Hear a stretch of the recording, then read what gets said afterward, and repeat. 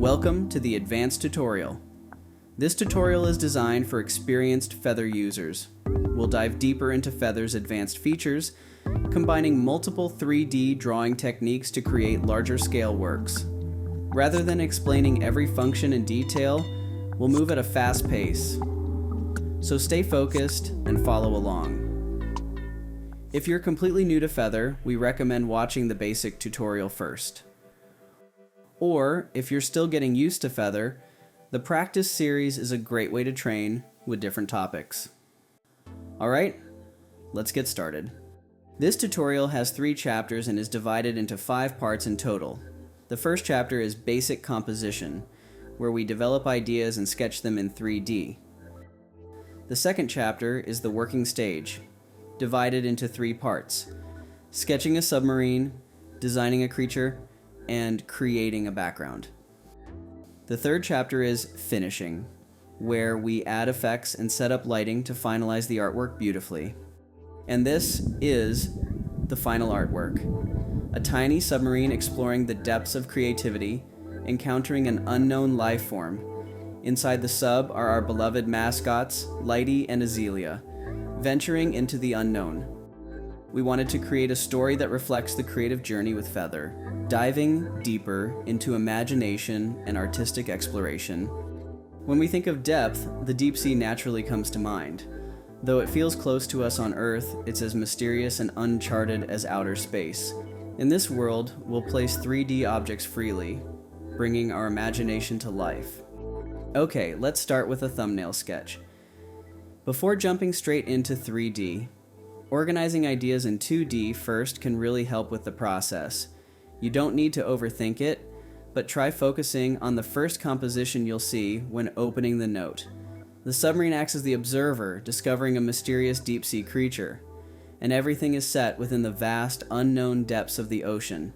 I think this could be a great starting view for the artwork. Let's take the thumbnail sketch and draw it a bit larger while adding more to the story. Deep in the ocean, Lighty has descended in a submarine. But what kind of submarine should she be in?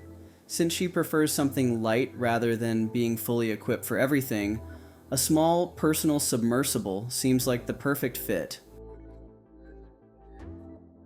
What else might she find down there?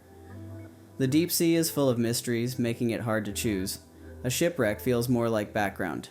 A UFO? Too random. Deep sea creatures or treasure? Too ordinary. Then, I suddenly thought of James Cameron's film, The Abyss.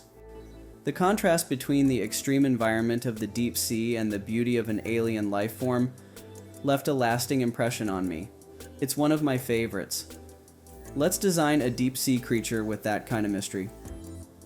How about taking inspiration from a satellite? After all, it's the farthest reaching object humanity has ever sent into space. Imagine something resembling Sputnik, with 4 tentacle-like legs, almost like a cephalopod, and keep it feeling mysterious. It definitely shouldn't look edible. Great. Now that we've planned everything out, let's start by drawing the submarine. Here's a tip. Placing the submarine at the center of the note makes it easier to use tools like the mirror function. Draw a 3D guide across the center of the note, then sketch the side view of the submarine. From there, start arranging the surrounding terrain and creatures to build the overall composition. Since we're working in 3D, make sure to refine the layout from different views, like the top view.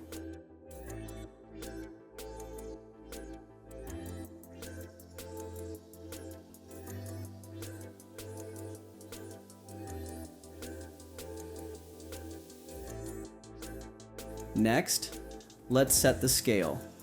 Since brush thickness matters, I'll keep things slightly smaller. Adjusting it later can be frustrating, so test a few strokes now to find the right balance. Lastly, change the background color to a deep blue that reflects the deep sea. Setting the background early helps maintain the right mood throughout the process. Looks like we'll be staring into the deep dark ocean for most of this tutorial. That wraps up the prep work. The next part will likely be the longest and most complex of the tutorial. We'll cover things like drawing curves while referencing 2D images, and painting with rendering enabled. Alright, don't forget to like and subscribe, and see you in the next part.